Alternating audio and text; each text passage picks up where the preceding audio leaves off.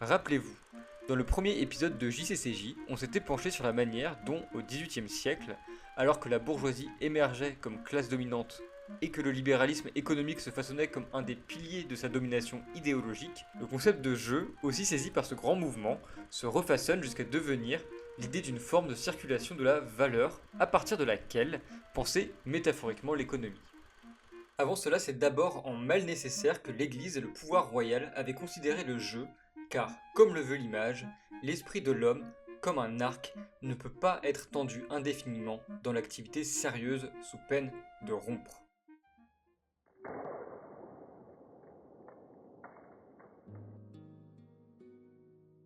Puisque l'activité sérieuse est éreintante, il faut bien que l'esprit se délasse dans des activités frivoles pour recréer les forces de son esprit. Le jeu n'était alors considéré au sens propre que comme une récréation, un moment de recréation des forces de l'âme. Une récréation qu'un bon gouvernement se devait de contenir dans les limites permettant un état ou une vie vertueuse. Au tournant du XVIIe et XVIIIe siècle, le jeu se paraît donc d'un nouveau prestige conceptuel et permettait dorénavant de réfléchir la vie sociale et son harmonisation au travers d'une pensée de la circulation d'une richesse dont la forme serait celle de la circulation de valeurs observée dans le jeu. Pourtant, malgré cette importance nouvelle conférée au jeu et à son étude, particulièrement son étude mathématique, Colas Duflot, dans le court essai que nous avions déjà cité la dernière fois, avance que ce n'est qu'à l'extrême fin du XVIIIe siècle que le jeu a reçu dans la pensée de Friedrich von Schiller son onction philosophique ultime. Et c'est bien un prestige philosophique nouveau que la citation de Schiller tirée de ses lettres sur l'éducation esthétique de l'homme et que nous avions laissé de côté la dernière fois semble donner au jeu.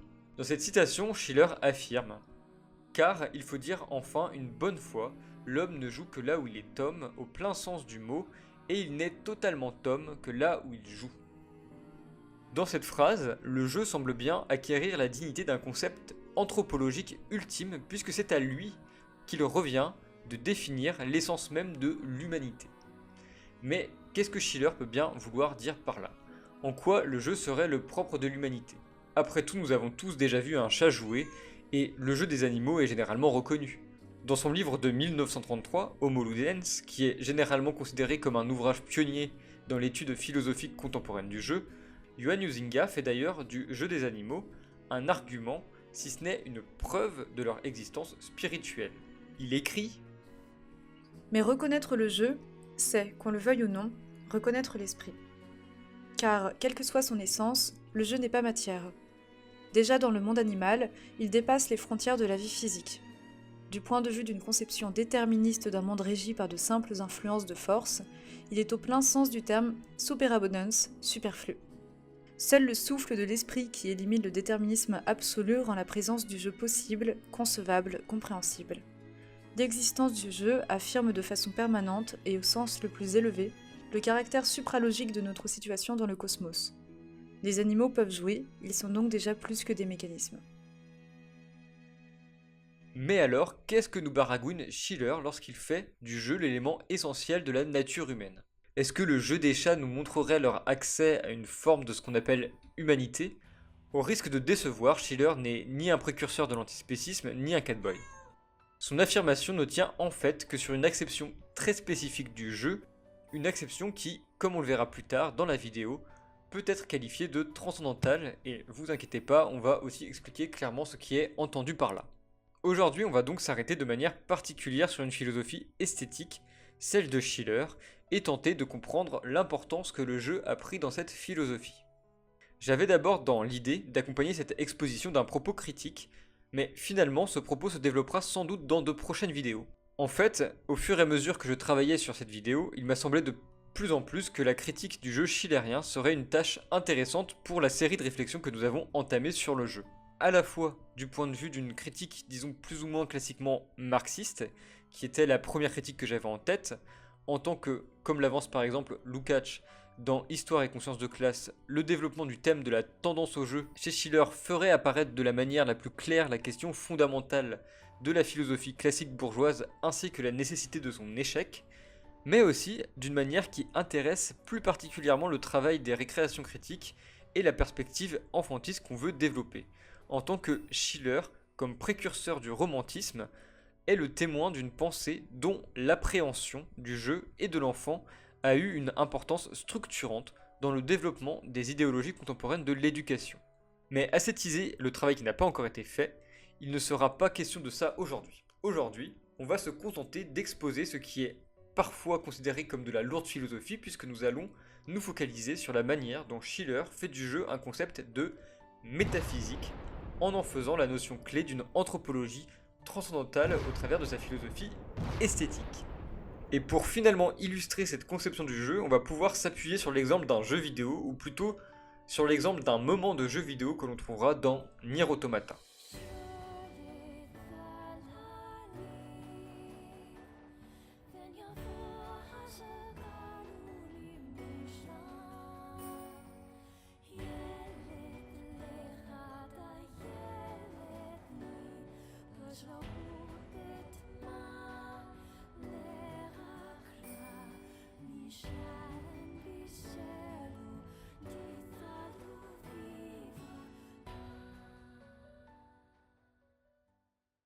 Bon, le moins qu'on puisse dire, c'est que c'est pas vraiment très original d'utiliser Nier Automata lorsqu'on veut parler de philosophie au travers d'un jeu vidéo. Depuis sa sortie en 2017, Nier Automata a suscité nombre de commentaires et de critiques parfois très bonnes tirant du côté de la philosophie pour l'appréhender.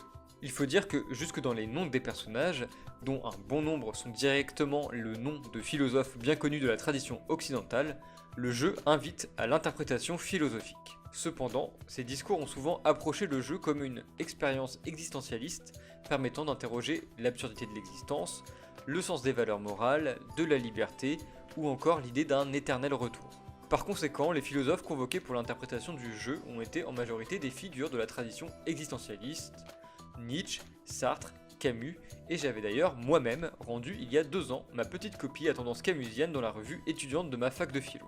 En mobilisant Schiller, j'espère cependant décaler légèrement ce cadre interprétatif en interrogeant le discours autoréflexif que Nier Automata porte sur l'idée même du jeu et sa valeur. On va essayer dans cette vidéo de voir en quoi, au final, Nier Automata et particulièrement son dénouement peut s'interpréter comme une tentative d'illustration de ce qu'est l'état de jeu dans la philosophie de Schiller. On formulera ainsi une réponse possible à la question que Nier Automata pose lui-même à ses joueurs et ses joueuses à son extrême fin. Do you think games are silly little things? Penses-tu que les jeux sont de stupides petites choses? Et pour cela, je vais spoiler à balle, particulièrement la toute fin dans laquelle l'approche proposée de ce qu'est le jeu ou ce qu'il peut être est la plus frappante. Même si Nier Automata est déjà sorti il y a quelques années, vu qu'un certain nombre d'effets du jeu proviennent d'effets de retournement, je ne peux que vous recommander d'avoir déjà fait le jeu avant de regarder cette vidéo. Même si c'est la fin que je vous spoilerai dans quelques instants qui est l'élément le plus important pour nous, on peut commencer par souligner que le jeu Nier Automata, comme l'affirmation de Schiller, met en son centre la question anthropologique, c'est-à-dire la question de la définition de l'humanité.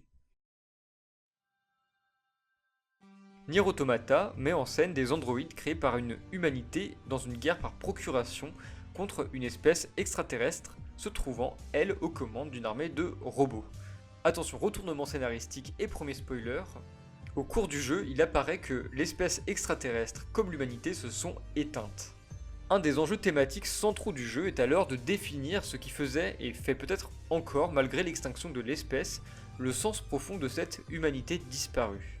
Schiller, de la même manière, se demande ce qu'est l'humanité, ou plutôt, pour être plus précis, il se demande à quelles conditions une chose telle que l'humanité peut être pensée de manière cohérente. Et si pour lui penser l'humanité, c'est fournir une réponse à un risque d'incohérence, c'est qu'il cherche à répondre à un problème dont il hérite lui-même de la philosophie kantienne. Comme il l'indique dès la première de ses lettres sur l'éducation esthétique, ses propos reposent en effet largement sur des principes kantiens.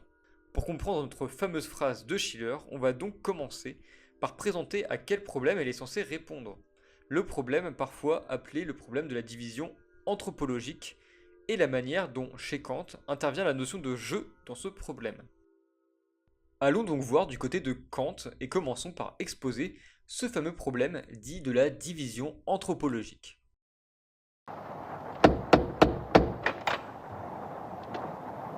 Le professeur Emmanuel Kant? Oui, c'est ici. L'expression division anthropologique veut bien dire ce qu'elle semble dire, puisque ici le terme d'anthropologie désigne ce que serait une connaissance de la nature humaine, le problème de la division anthropologique se réfère à l'idée que la philosophie critique kantienne risque de déboucher sur l'idée d'une nature humaine divisée en deux pôles difficilement conciliables, voire en théorie, et c'est bien là que cette division constitue un problème strictement irréconciliable. L'anthropologie kantienne pose en effet d'un côté l'homme dans son existence sensible, où il lui est possible de connaître par son entendement et où il est agi comme être naturel. Cette existence sensible renvoie donc à l'existence de l'homme dans le temps où se succèdent les sensations qui donnent un contenu à l'existence. Mais en plus de cette existence sensible, l'homme est posé dans son existence morale dans laquelle il veut comme être de raison. Il envisage son action comme être libre selon une loi morale. Cette existence morale renvoie à ce qui tend dans la vie de l'homme à affirmer sa personne de manière absolue malgré les changements d'état du sensible et vise donc par là à abolir la succession des temps en établissant des lois nécessaires et éternelles. C'est pourquoi Schiller, reprenant ce schéma anthropologique global, affirme dans sa 12e lettre que la première tendance, celle qui renvoie donc à l'existence sensible, ne crée que des cas, tandis que la seconde, que Schiller appelle tendance formelle, et qui renvoie à ce que nous avions d'abord un peu abusivement rattaché à l'existence morale de l'homme, cette tendance édicte des lois. Si rapporter cette existence formelle exclusivement à la morale était légèrement abusif, c'est que cette tendance peut certes concevoir des lois s'appliquant à toute volonté lorsqu'il s'agit de l'existence pratique, c'est-à-dire morale, mais elle érige aussi des lois qui s'appliquent à tout jugement lorsqu'il s'agit de donner une forme définitive à la connaissance. Dans le vocabulaire kantien, on pourrait dire que cette tendance renvoie à l'existence rationnelle de l'homme. Mais comme souvent, lorsqu'on entre dans le langage technique d'un philosophe, cela pourrait entraîner une confusion, puisque dans le langage courant, on a l'habitude d'associer ce qui permet de connaître au rationnel. Or, dans la conception kantienne, l'entendement qui est plongé dans l'existence sensible joue également un rôle pour établir des connaissances sur les phénomènes. Le rationnel renvoie en réalité plus spécifiquement à ce qui, par sa tendance vers l'absolu, par sa légifération, donne une forme au contenu de l'existence, d'où l'expression de Formtrieb, de tendance formelle qu'utilise Schiller. Bref, Schiller a donc hérité de cette conception d'une humanité scindée en deux. Kant est déjà dans sa dernière critique, la critique de la faculté de juger ou critique du jugement, tout à fait conscient du problème apparemment insoluble d'une double nature humaine. Dans son introduction, il écrit que un abîme incommensurable semble installé entre le domaine du concept de la nature, le sensible, et le domaine du concept de la liberté, le suprasensible, au point que, du premier au second, nul passage n'est possible, tout à fait comme s'il s'agissait de mondes différents, dont le premier ne peut avoir sur le second aucune influence. l'analyse de la faculté de juger, qui prend à bras le corps la question du jugement de goût, fait apparaître ce dernier comme n'étant ni un jugement de connaissance, ni un jugement moral, comme l'exprime Schiller dans sa 21e lettre. La beauté est, tant pour l'intelligence que pour la volonté, sans aucune espèce d'effet. Elle ne réalise aucune fin particulière, soit intellectuelle, soit morale. Elle est incapable de découvrir une seule vérité, de nous aider à accomplir un seul devoir, et elle est, en bref, également inapte à fonder le caractère et à éclairer l'esprit. Mais le jugement de goût, l'expérience du beau, va apparaître dans cette philosophie justement du fait de l'absence de subordination à une fin particulière de morale ou de connaissance, comme pouvant manifester la possibilité d'une harmonie de la totalité de la nature humaine. Le beau, l'état esthétique, doit donc permettre de jeter un pont sur l'abîme que semble avoir creusé la philosophie critique au cœur de la nature humaine. La troisième critique de Kant va faire apparaître le jugement de goût comme le lieu d'une manifestation de la possible harmonie dans la double nature humaine, sensible et formelle.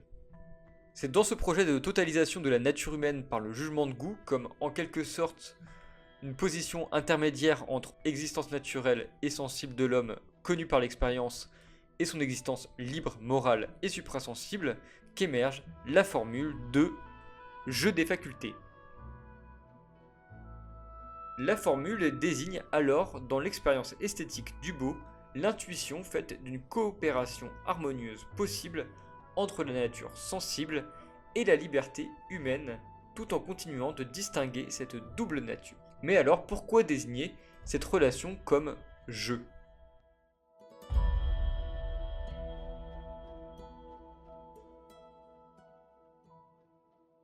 On peut commencer par voir que l'intérêt pour le jeu de Kant est lié à sa revalorisation dans les discours sur l'éducation, et notamment par sa revalorisation chez Rousseau dans son fameux texte Émile ou de l'éducation.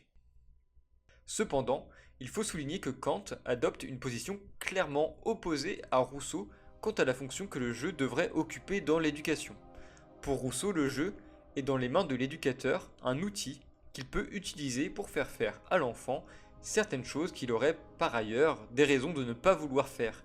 Il écrit « Dans tous les jeux où les enfants sont bien persuadés que ce n'est qu'un jeu, ils souffrent sans se plaindre et même en riant, ce qu'ils ne souffriraient jamais autrement sans verser des torrents de larmes. » Pour Kant, au contraire, le travail doit être clairement distingué du jeu et l'une des premières tâches de l'école est d'imposer à l'enfant l'idée de contrainte. Il écrit « L'enfant doit être habitué à travailler. Et où donc le penchant au travail doit-il être cultivé si ce n'est à l'école ? L'école est une culture par contrainte. Le jeu de l'enfant doit être distingué et limité à des temps de récréation. » Dans un passage au ton particulièrement sarcastique et méprisant à l'égard du jeu, des réflexions sur l'éducation, Kant semble exprimer sa crainte de ce que la survivance du jeu chez l'adulte puisse rapprocher ce dernier de la figure de l'enfant dont la contrainte de l'éducation avait précisément pour tâche de le détacher. Il écrit « Il est vraiment singulier de voir comment des hommes raisonnables sont capables de rester assis et de tailler les cartes souvent pendant des heures. D'où l'on voit que les hommes ne cessent pas si facilement d'être des enfants. En quoi, en effet, ce jeu est-il supérieur au jeu de balle des enfants ? Sans doute les adultes ne chevauchent pas sur un bâton, mais ils chevauchent bien cependant d'autres dadas. » Dans les philosophies éducatives de Rousseau et de Kant, le jeu n'a donc pas la même fonction. Pour Rousseau, le jeu est un outil de gouvernement de l'enfant permettant de lui imposer une contrainte agréable. Ces journées plus profitables à son instruction. Insensiblement, je rends le jeu des gobelets de jour en jour plus compliqué. J'utilise à présent un objet non comestible, pour l'instant un simple soldat de plomb. Regarde le soldat. Cherche-le. Chez Kant, le jeu renvoie plus radicalement à l'idée d'une activité sans contrainte. Du fait de l'absence de contrainte qui fait la nature de l'activité ludique, le jeu apparaît comme un lieu par définition antipédagogique, puisqu'alors que l'éducation rousseauiste se base sur l'illusion de la liberté donnée à l'enfant, l'éducation kantienne, elle, met d'abord en son centre une contrainte disciplinaire assumée et imposée à l'enfant.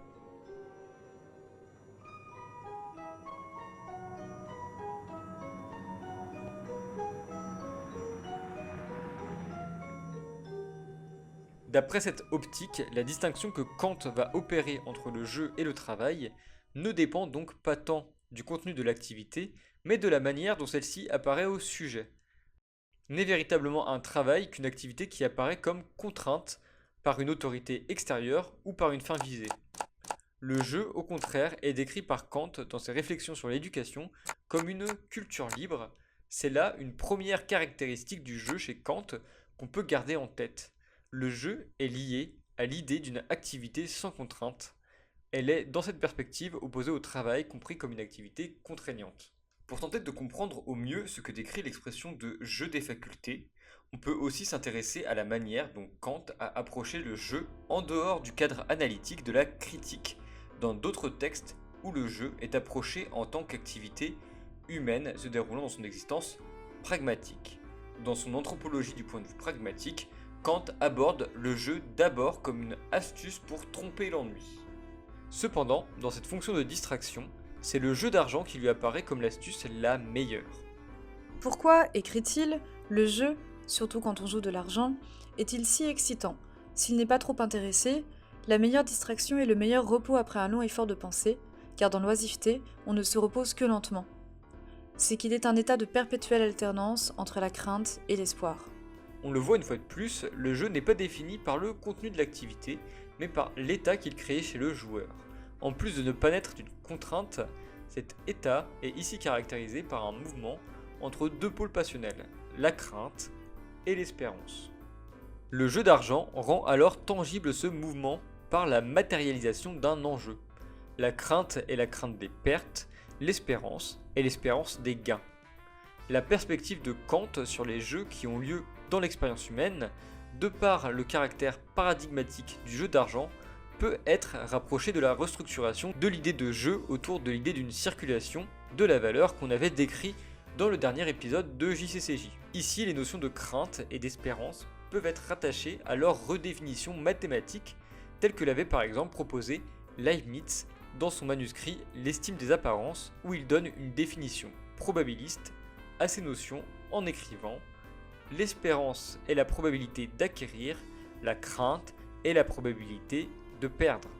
Cependant, à la différence de cette définition leibnizienne, purement mathématique, Kant ne définit pas seulement la crainte et l'espérance par rapport à des critères mathématiques objectifs, mais une fois de plus fait référence à l'état interne du joueur, puisque la crainte et l'espérance ne sont pas l'état de fait des probabilités de gain, mais l'état psychologique que ces faits font naître. L'état du jeu pragmatique se trouve ainsi caractérisé par un certain équilibre trouvé entre deux pôles. Lorsque cet équilibre est rompu, c'est-à-dire lorsque la victoire ou la défaite est atteinte ou irrémédiablement assurée, l'activité cesse, ou cesse du moins d'être un jeu. Ainsi, deux caractéristiques émergent dans l'approche de Kant du jeu comme activité pragmatique. Il s'agit d'une activité libre, dans laquelle deux pôles émotionnels sont mis dans un certain équilibre. À partir de ces deux caractéristiques que nous avons dégagées, il est en fait possible d'offrir une description de la tendance au jeu telle que la présente Schiller dans son Anthropologie au cours des lettres sur l'éducation esthétique. Il s'agit d'une relation harmonieuse entre deux pôles de la nature humaine, relation qui n'intervient d'après aucune contrainte.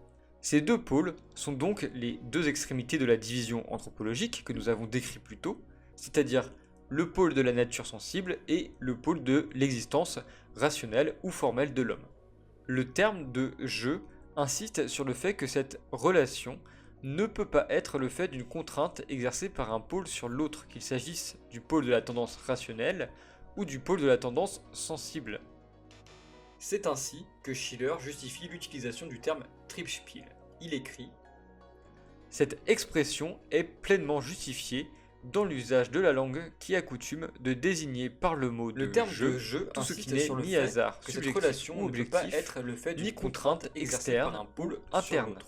Comme l'âme se trouve quand elle contemple la beauté, qui, ou du pôle de la tendance est sensible. l'objet chez Kant Et du c'est jeu des facultés et chez Schiller de la tendance au jeu, à à une heureuse distance égale entre la loi et le besoin, elle est précisément parce que partagée entre eux, soustraite à la contrainte de l'un autant que de l'autre. Pour rendre tangible ce que représente une telle coopération sans contrainte d'un pôle sur l'autre, Schiller, dans sa 14e lettre, établit une analogie avec le sentiment d'amour. Quand nous entourons d'une affection passionnée quelqu'un qui mérite notre mépris, nous ressentons péniblement la contrainte de la nature. Quand nous éprouvons de l'inimitié à l'égard d'un tiers que nous ne pouvons nous empêcher d'estimer, nous ressentons péniblement la contrainte de la raison. Mais dès que ce tiers intéresse notre inclination et qu'il s'est en même temps acquis notre estime, les contraintes exercées tant par le sentiment que par la raison disparaissent, et nous commençons à l'aimer, c'est-à-dire à jouer à la fois avec notre inclination et avec notre estime.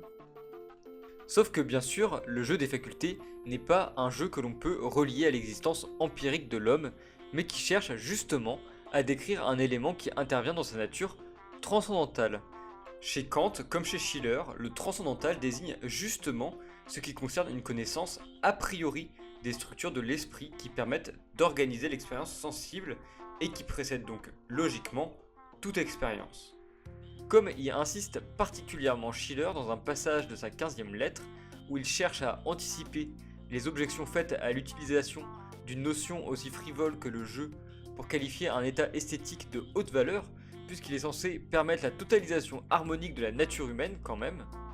Sans doute ne devons-nous pas nous souvenir ici des jeux qui sont usités dans la vie réelle et qui ne se rapportent habituellement qu'à des objets très matériels, mais aussi bien que nous chercherions vainement dans la vie réelle la beauté dont il est question dans ces lettres.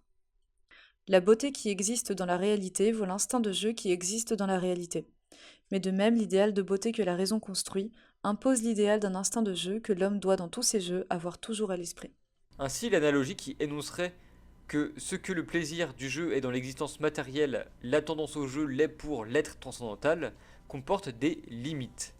Dans les jeux sensibles, le plaisir est logiquement lié à un jeu des sensations.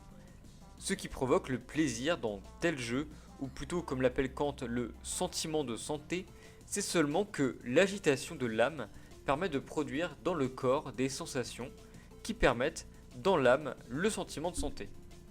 Ainsi, dans le jeu des sensations, il s'agit de l'action bénéfique et réciproque entre le corps et l'âme due à une alternance des représentations, comme par exemple les passages de l'espérance à la crainte.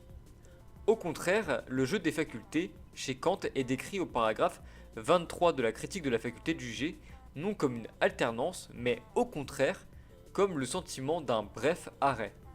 Il ajoute que, en ce sens, le jeu des facultés ne semble pas être un jeu, mais une chose sérieuse dans l'occupation de l'imagination.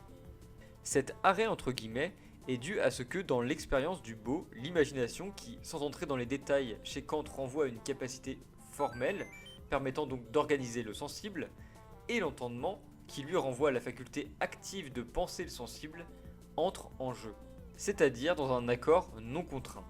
Le beau, chez Kant, n'est alors rien d'autre que la conscience de cet accord, comme le commande Duflo.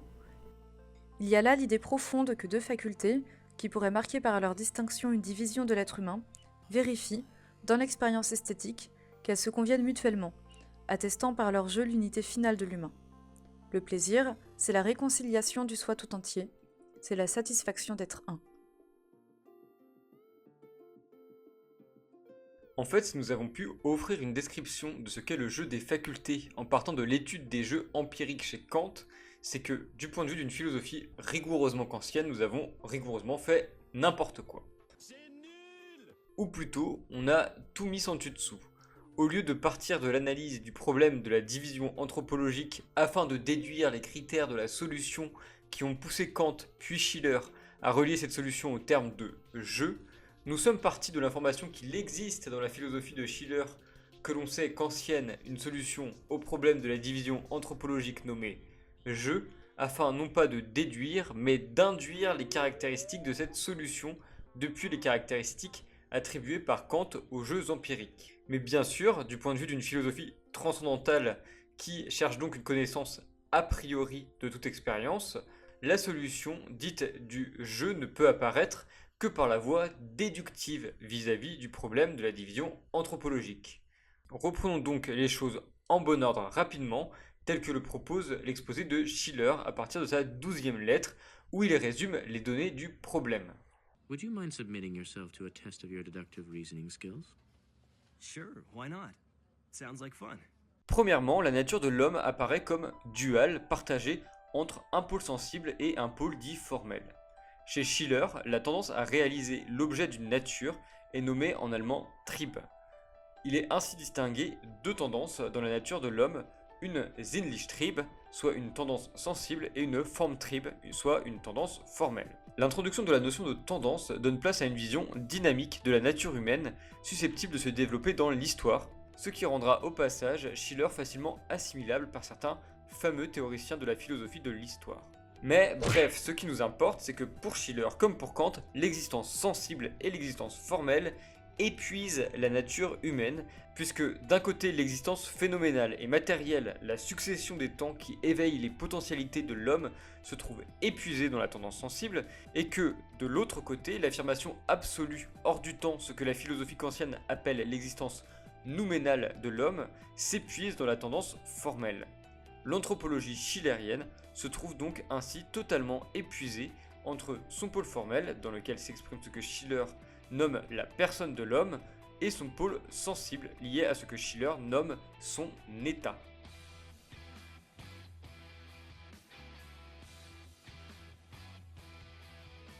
Troisièmement, la nature humaine s'épuisant totalement dans ces deux tendances fondamentales, le problème de la division anthropologique ne peut pas être la découverte d'une troisième tendance du même ordre. C'est donc bien plutôt une coïncidence des deux tendances qui exprimera dans sa totalité l'idée d'humanité. Dans la 14e lettre, Schiller peut donc finalement déduire les caractéristiques que doit avoir la solution qu'il nomme « je », sans, dans un premier temps, justifier ce terme. Il écrit « La tendance sensible réclame du changement, un contenu pour le temps, l'instinct formel requiert la suppression du temps, l'abolition du changement. » Par suite, la tendance dans laquelle les deux tendances agissent de concert, la tendance au jeu donc viserait à supprimer le devenir dans le temps, à concilier le devenir et l'être absolu, le changement et l'identité. On voit alors que le terme Triebspiel peut être piégeux à un double titre. D'une part, comme nous l'avons vu, il ne s'agit pas d'un Spiel, d'un jeu ayant un statut comparable au jeu de l'expérience sensible, puisqu'il s'agit d'un élément intervenant dans la nature transcendantale de l'homme, dont le sentiment de satisfaction ne dépend pas simplement d'une alternance des représentations. Mais il n'est pas non plus une tendance, une tribe fondamentale au même titre que la tendance sensible et formelle, puisque le terme jeu dénote non pas d'un pôle tendant à réaliser un objet particulier, mais d'une relation entre les tendances formelles et sensibles qui sont les deux seules tendances fondamentales. La réponse de Schiller au problème de la division anthropologique et donc l'originalité de sa conceptualisation du jeu provient bien de ce qu'elle est découverte d'après une méthode déductive qui l'a fait se présenter sous la forme « s'il doit y avoir une solution au problème de la division anthropologique, alors les données du problème étant ce qu'elles sont, la solution doit avoir telle et telle caractéristique qui nous la feront appeler jeu ». Le terme ne vient donc pas directement d'une observation empirique des jeux.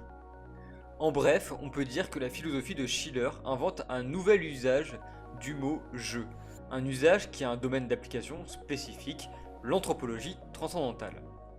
La fameuse phrase de Schiller devient alors presque transparente à la limite de la tautologie, puisque si le jeu désigne cet état des relations entre les tendances fondamentales de la nature humaine telles qu'aucune des deux tendances ne peut prétendre à une hégémonie sur l'autre, alors évidemment, seul l'état de jeu pourra exprimer pleinement et dans sa totalité la nature de l'homme, et l'homme ne sera véritablement homme que là où il joue, au plein sens du terme, le plein sens étant celui que l'on vient de définir. Mais alors, qu'en est-il du jeu des chats qu'on mentionnait au tout début de la vidéo ? Eh bien, il s'agit là d'un jeu qui ne peut nous apparaître que comme phénomène dans l'expérience sensible. Il ne s'agit donc pas du jeu au plein sens du mot entre guillemets que lui donne Schiller en référence à un discours sur le transcendantal.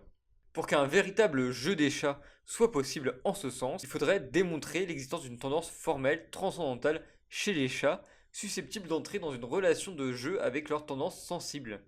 Mais le problème est alors qu'en aucun cas il est possible d'induire cette tendance supranaturelle de l'observation d'un jeu apparaissant comme phénomène dans l'existence sensible et de la surabondance d'énergie dont il témoigne.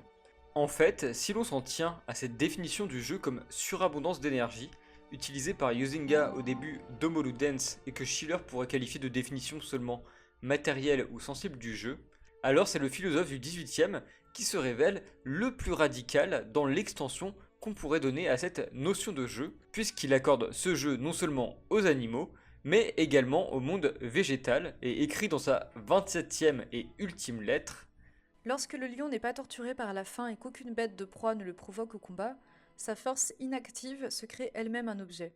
Il remplit d'un rugissement audacieux le désert qui en répercute l'écho, et son énergie exubérante jouit d'elle-même en se dépensant sans but. Dans sa joie de vivre, l'insecte tournoie aux rayons du soleil. Et ce n'est pas non plus le cri de l'avidité que nous percevons dans le chant mélodieux de l'oiseau. Dans ces mouvements, il y a incontestablement de la liberté, liberté toutefois non à l'égard du besoin en général, mais à l'égard d'un besoin précis, d'un besoin extérieur. L'animal travaille quand une privation est le ressort de son activité, et il joue quand ce ressort est une pléthore de force, quand une surabondance de vie se stimule elle-même à l'activité. Dans la nature inanimée elle aussi, on constate une semblable prodigalité de force ainsi qu'une indétermination des destinations et des fins que l'on pourrait fort bien appeler jeu, dans le sens matériel de ce mot. L'arbre pousse d'innombrables boutures qui périssent sans s'être épanouies, et il étend beaucoup plus de racines, de rameaux et de feuilles en quête de nourriture qu'il n'en utilise pour la conservation de son individu et de son espèce.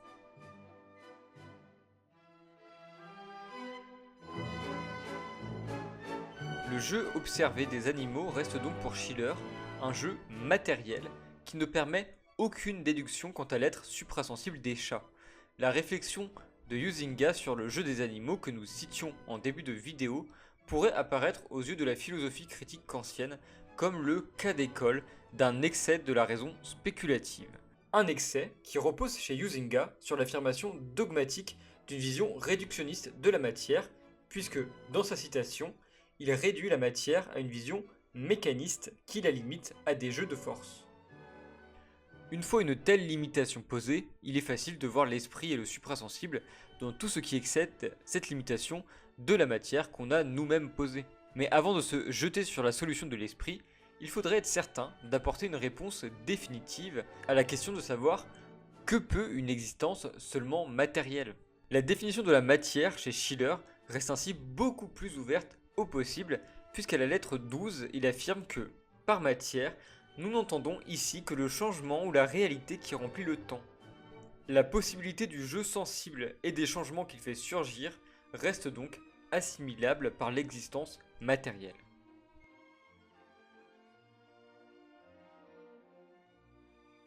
Mais depuis un petit moment déjà, vous pouvez sans doute vous dire très bien, mais c'est quoi le rapport avec Nier Automata? Eh bien, je vais vous le dire immédiatement. Oui. Et la prochaine aussi vient immédiatement. D'ailleurs, ce sera à peu près le temps que j'aurais attendu. Enfin, on peut mourir après tout, ce n'est que mourir. La raison se trouve dans l'expérience que le jeu propose dans sa fin E.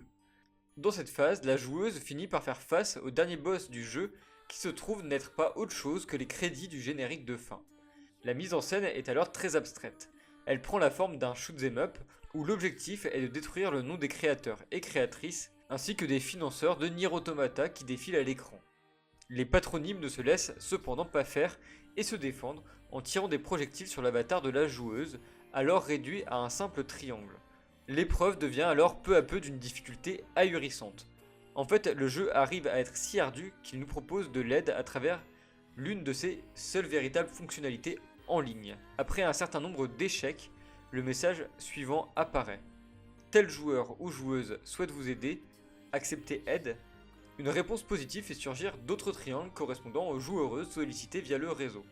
En se joignant au combat, ils offrent ainsi la force de frappe nécessaire pour venir à bout du générique. Cependant, à chaque fois que l'avatar triangulaire est touché par un projectile, un message discret, a priori sans importance, s'affiche. Telle joueuse ou joueur, donné perdu. À la fin du générique, une cinématique se lance. On y entend « Tout ce qui vit est voué à mourir un jour, pris au piège d'une spirale sans fin de vie et de mort. » Cependant, le sens de la vie n'est autre que la lutte dans ce même cycle. C'est ce que nous croyons. Qui est ce nous? On pourrait interpréter ce pronom comme se référant à l'entièreté des joueuses qui ont joué à Nier Automata. Cette fin, la fin numérotée fin E, est sans doute une des expériences, si ce n'est l'expérience du jeu la plus marquante. Une expérience qui semble forcer à quiconque la vit et la commente de dire « c'est beau ». Et en effet, ce moment paraît être un moment de jeu particulièrement beau. Mais pourquoi? Cela peut paraître à première vue paradoxal si on associe, comme on le fait souvent, l'idée du beau à l'image des beaux-arts et leur tradition académique occidentale où la dimension figurative est prépondérante. Tout au contraire, le moment de Nier Automata que je viens de vous décrire est peut-être l'un de ceux qu'il est le plus difficile de rapprocher de ces beaux-arts. Malgré la beauté qu'on peut trouver dans les motifs formés par les projectiles, le motif de ces rideaux de balles s'offrirait au regard des joueurs comme autant de corolles vénéneuses et implacables. La grâce de son level design serait pareille à l'envol d'une corneille sauvage au crépuscule de son agonie. Et bien malgré cela donc, ce moment est relativement pauvre graphiquement. Une bonne part de l'écran reste noir, et les noms des développeurs et sociétés qui apparaissent en remplissant la fonction utilitaire d'un générique semblent s'éloigner de la gratuité qu'on attend d'une représentation artistique. Mais alors, qu'est-ce qui permet d'exprimer aussi naturellement ce jugement? C'est beau. Eh bien je crois qu'on peut dire que ce jugement porté sur un moment de jeu fait ressortir particulièrement une des caractérisations du beau tel que développé dans la philosophie kantienne, à savoir que le beau se réfère à un universel sans concept. Qu'est-ce qui est entendu par là? Eh bien la chose deviendra assez claire si on reprend notre schéma de la division anthropologique kantienne. Du côté de la tendance sensible de l'humanité, on trouvera des jugements sensibles concernant l'agréable. Ces jugements ne sont que des cas particuliers et dépendent de l'état de la subjectivité qui les prononce. Ainsi, comme l'exemplifiante, quelqu'un qui prononcera le jugement de goût. Le vin des Canaries est agréable, admettra volontiers la particularité de ce goût et le principe à chacun son goût est un principe valable pour ce qui est agréable. Du côté de la tendance formelle, on trouve les jugements portant par exemple sur le bon lorsqu'elle s'applique à la dimension pratique de l'existence. Ces jugements, eux, prétendent bien établir des lois valables universellement, des objets de satisfaction universels mais qui sont énoncés comme tels par référence à un concept. Ce qui signifie que quand on prononce un jugement moral tel que « il est bon de ne pas tuer », on ne prétend pas se référer à des désirs ou des intérêts personnels à un cas particulier, mais que ce jugement peut être ramené à un concept rationnel permettant son universalisation. Or, vous l'aurez deviné, le jugement de goût concernant le beau se présente comme un accord entre l'existence sensible d'une personne et l'exigence d'universalisation de la tendance formelle. Lorsque donc on énonce le jugement « c'est beau » sur le dénouement de Nier Automata, on n'entend pas par là que cette chose ne plaît qu'à nous comme dans le jugement sur l'agréable. Lorsqu'on énonce ce jugement, on ne juge pas que pour soi, mais aussi pour autrui, et on suppose un sens commun chez les autres qui s'accorde avec son sens du beau. Et comme on va le voir, Nier Automata apporte une illustration assez frappante de cette dimension universelle du jugement de goût portant sur le beau. Par cette dimension universelle, le jugement esthétique se rapproche d'un jugement de morale ou de connaissance en ce qu'il prétend à l'universalité. Pour Kant, c'est pour cette raison que lorsque l'on parle de ces jugements, on s'exprime comme si le beau était contenu dans la structure de l'objet en disant « cette expérience de jeu est belle ». Alors même que, contrairement à un jugement moral ou de connaissance, ici la prétention à l'universalité est dégagée subjectivement et non en fonction des caractéristiques de l'objet. Bref, l'universalité à laquelle prétend le beau ne se rapporte pas à la connaissance objective d'un concept, et Kant affirme qu'est beau ce qui plaît universellement sans concept. Donc si aujourd'hui j'ai choisi de vous parler du jeu Nier Automata, c'est en fait que le dénouement du jeu est marqué par une tentative explicite de faire surgir cette prétention à l'universalité dans le dernier choix qu'il propose à la joueuse, le choix d'effectuer une action morale, ou au moins une action qui veut se présenter comme telle. En effet, après la cinématique de fin que je vous ai décrite plus tôt, il est proposé de venir en aide à d'autres personnes souffrantes, entre guillemets, c'est-à-dire ne parvenant pas à finir le jeu. Accepter de donner son aide comporte alors un sacrifice. Pour être en capacité d'apporter son aide, il faut être prêt à détruire sa sauvegarde du jeu. Dans cette situation, nous comprenons alors rétrospectivement que les nombreux messages de perte de données affichés pendant sa partie correspondent en fait à la perte de la dernière représentation des heures de jeu que d'autres joueurs et joueuses ont décidé de sacrifier. Tous les gens qui ont laissé leur corps sont des gens qui ont effacé leur sauvegarde.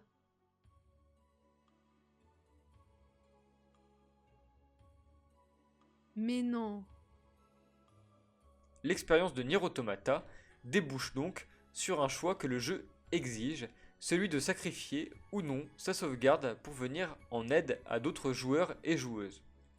Or, le jeu insiste sur le caractère universel de la décision et tente autant que possible de la faire apparaître comme ayant un coût n'entraînant pas de gain, c'est-à-dire tente de l'affirmer comme une action désintéressée. The person you save will be selected at random. As a result, this person, who cries out for help even as we speak, may be someone you intensely dislike. Do you still wish to help? Tu veux dire que même si c'est Trump qui joue, il sera sauvé grâce à mon corps? Ah, c'est le jeu, hein, c'est le jeu. You worked so hard to unlock debug mode and chapter select, but they will no longer be available to you. Do you still wish to help? Mais oui, au pire je referai le jeu. You may not receive thanks for your efforts. Some may say that your efforts are purely for show. Do you still wish to help? C'est trop marrant, il te dit, est-ce que t'es vraiment sûr quand même? Il te laisse la possibilité de fuir quoi. And you are truly, truly sure about this? Very well. In exchange for all of your data, I will convey your will to this world. Puisque le choix se veut marqué par le désintéressement, il apparaît comme une action de la joueuse excédant la définition pragmatique du jeu comme équilibre entre crainte et espérance. Comme Kant l'énonce lorsqu'il décrit le jeu des facultés, ici, le jeu ne semble pas un jeu, mais un moment de suspens qui semble donner une activité sérieuse à l'imagination. On se retrouve ici en face d'une tentative de faire prendre à un choix les caractéristiques de l'action morale en tant que, comme l'énonce Kant dans le fondement de la métaphysique des mœurs, la connaissance objective du concept de loi morale nous ordonne d'agir de telle sorte de traiter l'humanité aussi bien dans ta personne que dans la personne de tout autre, toujours en même temps comme une fin, jamais comme un moyen. Le fait que l'autre soit visé comme fin et non utilisé comme moyen doit être mis ici en évidence par le coût apparemment dénué de tout intérêt de la décision, la suppression de la sauvegarde. Cette action n'exprime pas alors un jugement proprement esthétique, mais un jugement moral énonçant « il est bon de supprimer sa sauvegarde à la fin de Nier Automata », ou comme l'exprime le chat s'adressant à la streameuse, découvrant le dilemme « This is the way ». This is the way. Ah ouais. Cependant, l'évidence de cette action, notre adhésion à celle-ci comme action morale n'est rendue possible que par l'état de jeu dans lequel Nier Automata nous a mis et qui nous fait dire « c'est beau », et ainsi ressentir de manière subjective l'universalité d'un sens esthétique postulé chez chaque être humain. Nier Automata vérifie alors l'idée émise par Schiller selon laquelle l'état esthétique permet un ennoblissement du caractère empirique qui prépare le passage de l'état sensible à l'état moral. Pour mener l'homme esthétique à la vérité et à de nobles sentiments, il suffit de lui fournir des occasions importantes. Pour obtenir de l'homme sensible le même résultat, il faut commencer par changer sa nature. Chez le premier, il suffira dans bien des cas qu'une situation sublime fasse sentir son injonction pour qu'il devienne un héros et un sage. L'homme sensible doit être transféré sous un autre ciel. Bon, et ici je suis obligé d'ouvrir une parenthèse qu'on développera sans doute dans les prochaines vidéos qui auront une approche plus critique de la thèse de Schiller, mais ici il faut bien anticiper pour souligner que cet extrait contient également toute la potentialité coloniale et raciste d'une conception de l'éducation visant à faire passer d'un état naturel à un état proprement humain, présent seulement en puissance dans les populations extra-européennes. Car qui sont ces hommes sensibles décrits dans la lettre pour qui se fait sentir la nécessité de se faire transférer sous un autre ciel? Quelles sont-elles si ce n'est les populations éloignées du ciel européen, sous lequel s'est développée une propriété, même la propriété, comme institution nécessaire à l'état esthétique, comme l'énonce Schiller dans sa 26e lettre.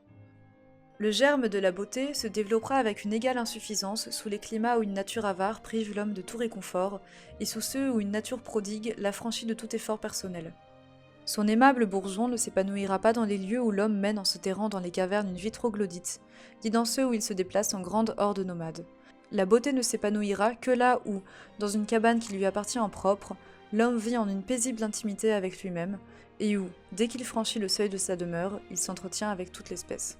Cette conception d'une humanité qui pourrait rester dans certaines populations à l'état de bourgeon non épanoui, c'est-à-dire non réalisé, fait partie de l'arsenal théorique qui a permis, comme le décrit par exemple Norman Najari dans son livre La dignité ou la mort, à la philosophie morale occidentale, et la philosophie kantienne notamment, de se placer du côté de l'universel en se positionnant par exemple par principe contre l'esclavage, tout en perpétuant un mépris racial consommé.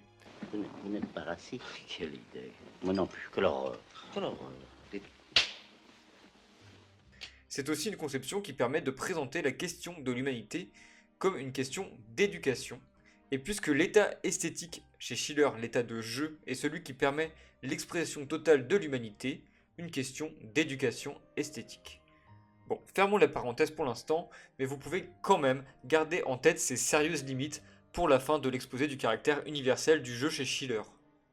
Il reste donc, malgré ces limites, qu'analyser depuis l'esthétique schillerienne, le dénouement de Nier Automata, par sa prétention à l'universalité, reflète cette tendance au jeu, totalisant la nature humaine. Il apparaît alors clairement, à travers les communications des joueurs qui apparaissent tout au long de la dernière séquence de Nier Automata, que cette projection subjective de l'universel n'est pas une aventure personnelle, mais est comme l'occasion d'une réconciliation morale de l'humanité en son ensemble.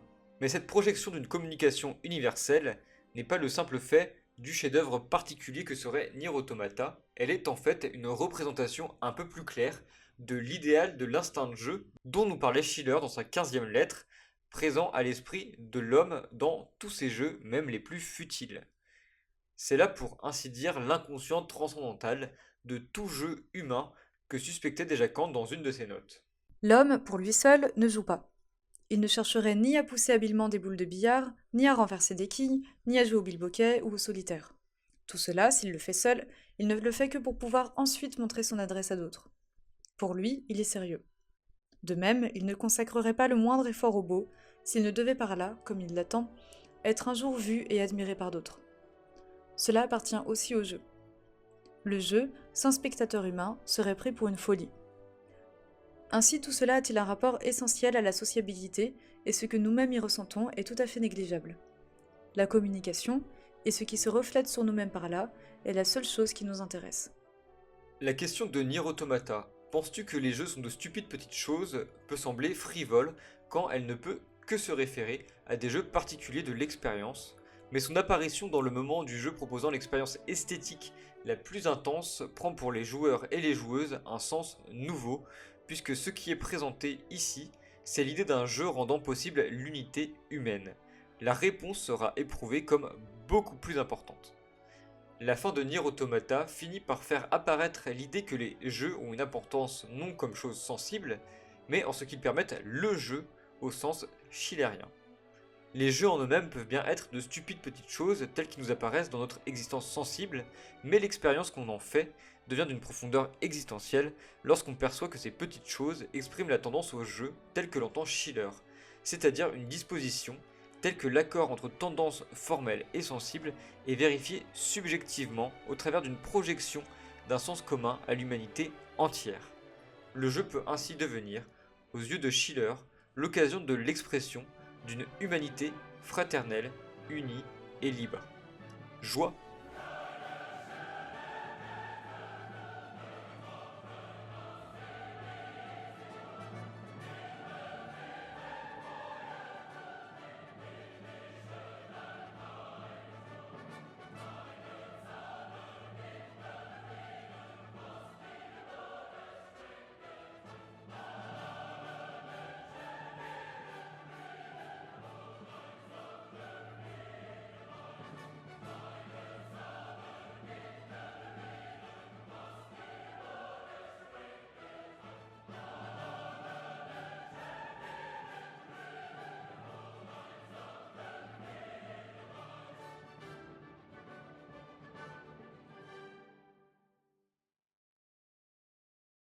Le jeu, l'état esthétique tel que conceptualisé par Schiller, par sa vocation universelle devient ainsi l'idée exprimant non seulement la nature humaine dans sa totalité, mais l'idée même d'une humanité universelle. Cette conception universalisante de l'état esthétique est longtemps restée la conception dominante dans les sphères intellectuelles, mais a connu au XXe siècle une forte contestation provenant de la sociologie et exemplairement en France de la sociologie de Pierre Bourdieu. Dans son fameux livre La Distinction, Bourdieu a cherché à saisir sociologiquement le champ de l'esthétique en fournissant, comme l'indique le sous-titre du livre, une critique sociale du jugement, à la fois en continuité et en rupture avec la démarche kantienne. En continuité, en ce qu'il s'agit d'une démarche critique, c'est-à-dire qui examine les conditions de possibilité de l'existence d'une chose telle que le jugement de goût, mais cependant en rupture, en ce que, contre la méthode transcendantale de Kant, Bourdieu fait valoir la méthode sociologique qui fait descendre la question du jugement esthétique dans le domaine d'une science empirique. Ainsi, Bourdieu peut à la fois se réclamer de et aller contre Kant. Au fond, j'essaye de faire une entreprise de type kantien, qui consiste à s'interroger sur les conditions de possibilité. Qu'est-ce qui rend possible le fait de formuler un jugement de goût? Alors je dis, il y a des conditions sociales, même économiques et sociales, de possibilités de tout jugement de goût. Alors que la représentation dominante du jugement de goût, qui est justement la représentation kantienne, ne vaut que pour les dominants. C'est-à-dire la représentation dominante est que le jugement est un jugement pur, qui n'a pas de détermination externe, qui est autonome, autotélique et autonome. Distancé. Et distancé. Alors que dans la réalité, c'est que il y a, oui, des conditions sociales de possibilité. Finalement, du point de vue de la critique de l'esthétique kantienne, la thèse que défend Bourdieu peut se résumer et se lire comme un renversement complet. Comme on l'a vu, Kant a cherché à montrer que le jugement de goût se séparait en deux et que ce n'était pas le même sens qu'on utilisait pour juger de l'agréable d'un vin des Canaries par exemple, ou pour juger du beau d'une œuvre d'art. Bourdieu va au contraire chercher à montrer que c'est le même goût qui juge de l'œuvre et du vin. Kant avait voulu montrer que le jugement sur le beau s'unifiait dans l'universalité humaine, Bourdieu cherchera au contraire à montrer que le goût, loin d'être unifié, est toujours l'envers d'un dégoût, base sur laquelle on pourra opposer des goûts de nécessité propres aux travailleurs dominés à des goûts dits de liberté que les hommes de loisirs, les riches, peuvent se payer. Mais surtout ce que ces hommes de loisirs ont pu se payer, c'est l'idée même d'un jugement esthétique désintéressé qui ne pouvait germer que dans la tête de petits bourgeois idéalistes, dans la tête de philosophes quoi. Thèse bourdieusienne avec laquelle un certain Jacques Rancière va polémiquer en prenant la défense de Kant et Schiller et en répondant à Bourdieu en somme « Philosophe toi-même ».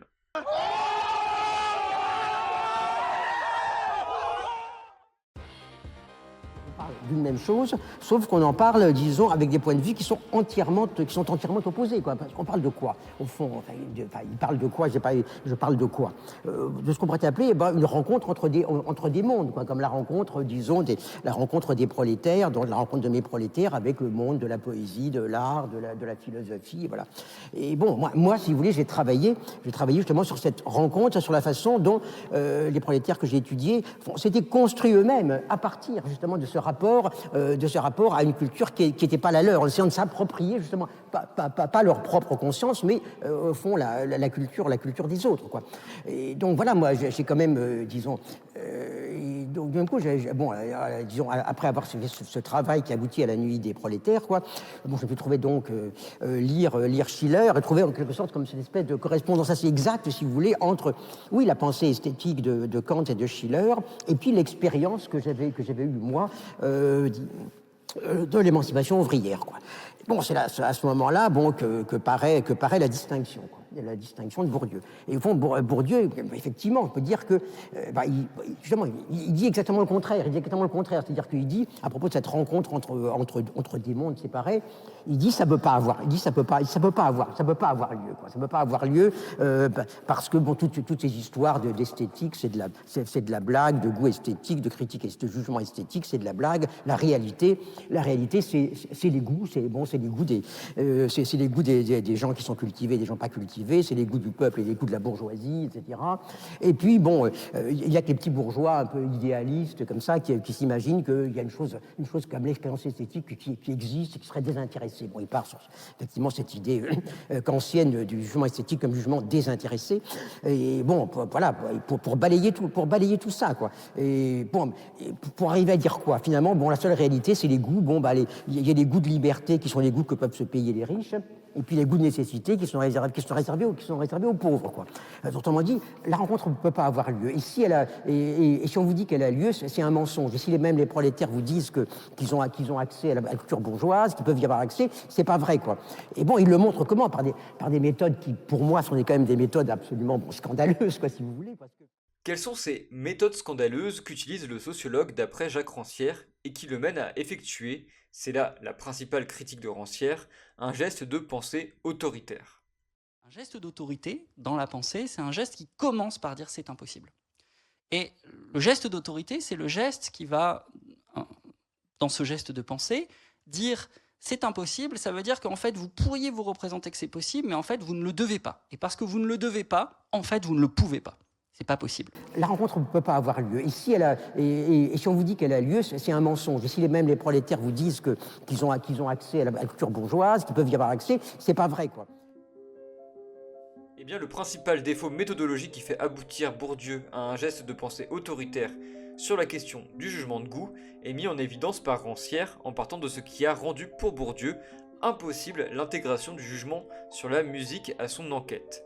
C'est que la méthode sociologique employée, qui s'appuie notamment sur des questionnaires, fait passer le sociologue à côté de la réalité de l'expérience esthétique.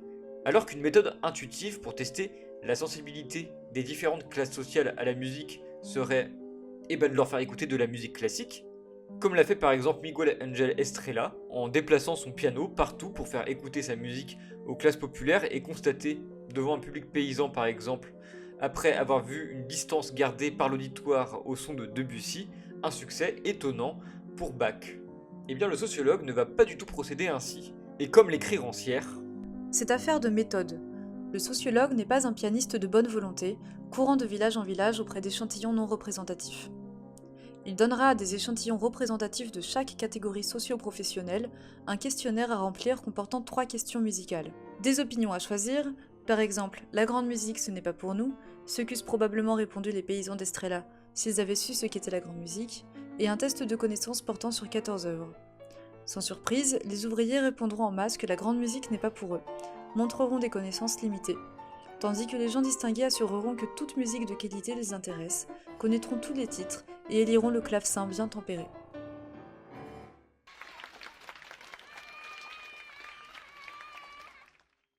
en bref, une méthode absolument scandaleuse, Même des méthodes absolument scandaleuses, quoi, si vous voulez. qui a pour effet de transformer l'épreuve du goût musical en un test de connaissance, soit, comme le formule Rancière, en une situation typique d'examen où les universitaires obtiennent la meilleure note en fonction non pas de leur goût ni même de leur connaissance, mais en fonction de cette seule qualité qui est la reine des examens, l'art de connaître uniquement ce qu'il est nécessaire de connaître. En l'occurrence, non pas le clavecin bien tempéré, mais le fait que c'est la plus classante des œuvres proposées. Or, comme l'écrit Bourdieu lui-même, les bourgeois se distinguent tout spécialement par leur aptitude à maîtriser la situation d'enquête, l'enquête ayant la forme d'examen qu'on vient de décrire.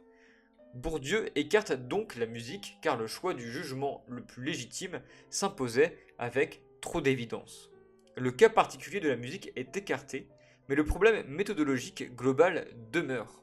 La transformation de l'expérience esthétique du jugement de goût en test de connaissance semble frapper un coup nul contre l'idée kantienne que l'expérience esthétique ne repose précisément pas sur une capacité à la connaissance. Pour Rancière, c'est donc sur la base d'une telle transformation indue que Bourdieu peut renvoyer à peu de frais l'idée d'une tendance au jeu témoignant dans l'expérience esthétique d'une certaine universalité du genre humain aux orties, en montrant que les individus, en énonçant des jugements de goût qui distinguent le beau du laid, se distinguent eux-mêmes. Cela peut bien être vrai lorsqu'il s'agit d'énoncer un jugement sur le clavecin bien tempéré, et même le choix de fin de Nier Automata peut facilement être abattu sur une stratégie hiérarchique. C'est impressionnant. Bien sûr qu'ils sont nombreux, il y a un succès, Maître Chauve qui casse tout. Ah, c'est impressionnant. Pourtant, cela ne dira rien de l'expérience esthétique elle-même et de ce que dit par exemple cette sociologue, toute bourdivine qu'elle puisse être, lorsqu'en pleine expérience esthétique, elle énonce ce jugement. C'est incroyable. Plus grave, cela conduira directement à interpréter toute affirmation d'appropriation par les classes populaires d'une culture qui ne serait pas censée être la leur, comme une stratégie de légitimation, fermant ainsi, a priori, la porte à l'idée d'un sens esthétique commun. La rencontre ne doit pas avoir lieu et ne peut donc pas avoir lieu. C'est une cité où les gens ont la vie dure quand même ici. Assez, oui, assez. Et le fait d'amener de la musique, hein, vous pensez pas que les gens ça ils aimeraient change. mieux qu'on leur... Et la preuve qu'il faut croire que... faut pas aller dans le 16e. Hein. Même dans le 20e, les gens apprécient. Il n'y a pas que les gens du grand monde qui aiment la belle musique. Voilà, c'est tout, c'est vrai. Si Bourdieu reproche à la philosophie kantienne de n'avoir permis d'accoucher de l'idée d'un jugement esthétique désintéressé qu'en se présentant comme, je cite Bourdieu, totalement anhistorique, comme toute philosophie digne de ce nom, Rancière retourne une fois de plus les attaques du sociologue contre lui-même. Mais pourquoi est-ce que La philosophie esthétique de Kant apparaît d'autant plus anhistorique, assurément, que le sociologue feint d'ignorer la date de la critique du jugement pour mieux réduire la problématique à un conflit multiséculaire entre érudits et gens de cour. Kant, pourtant, donne à la question du sens commun esthétique un théâtre plus large et plus précisément daté. 1 an après le début de la Révolution française, son esthétique s'affirme contemporaine d'un siècle et de peuples confrontés au problème d'unir la liberté à la contrainte. Et c'est précisément cette ambition bien historique et politique de trouver dans l'expérience esthétique le présupposé d'une faculté partagée par tous sur laquelle puisse se fonder une liberté démocratique liée à une manière de sentir commune qui intéresse Rancière, quitte parfois, il me semble, à tordre un peu ses auteurs, puisque pour Schiller par exemple, la capacité à demeurer dans l'état esthétique peut elle-même devenir un critère de hiérarchisation de la capacité à gouverner. Le penseur de l'universalité du jeu n'a pas pu s'empêcher d'ajouter en note de bas de page de sa 21e lettre: Sans doute, certains caractères passent-ils des sentiments aux pensées et aux résolutions avec une rapidité telle que la disposition esthétique qu'ils doivent pendant ce temps traverser nécessairement est à peine sensible ou ne l'est pas du tout. Des âmes ainsi faites ne peuvent pas supporter longtemps l'état d'indétermination et elles aspirent impatiemment à un résultat qu'elles ne trouvent pas dans l'infini de l'état esthétique. Par contre, d'autres caractères mettent leur satisfaction à éprouver le sentiment du pouvoir total de leur âme, plutôt qu'à se sentir accomplir, grâce à ce pouvoir, une action particulière. Chez ceux-ci, l'état esthétique tient plus de place. Autant les premiers redoutent le vide, autant les seconds sont peu capables de supporter une limitation. J'ai à peine besoin de rappeler que les premiers sont nés pour le détail et les affaires subalternes, les seconds, à supposer qu'ils s'unissent à cette faculté le sens de la réalité, pour les ensembles et les grands rôles. Si, dans le cas de Kant, Rancière admet que l'expression de l'enjeu historique de sa réflexion est un peu contournée, la visée politique de l'esthétique de Schiller et sa mise en avant du jeu apparaît, elle, de manière explicite, claire et limpide dès la seconde lettre.